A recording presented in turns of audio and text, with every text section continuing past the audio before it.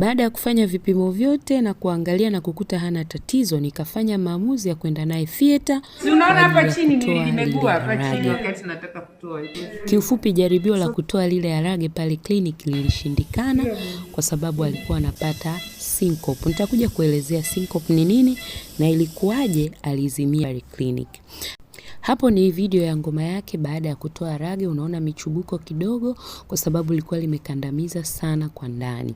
Harage lenyewe ambalo lilikuwa limekuwa gumu, kwa hiyo lilitoka kwa vipande vipande, lakini kwa kamera tukahakikisha limetoka lote. Upatapo dalili zifuatazo kama masikio kuziba, kupungua kusikia, kizunguzungu, makelele masikioni, ni vizuri ukaonana na mtaalamu wa masikio. Naitwa Dr. Constancia aka Dr. Koni, daktari bingwa wa masikio.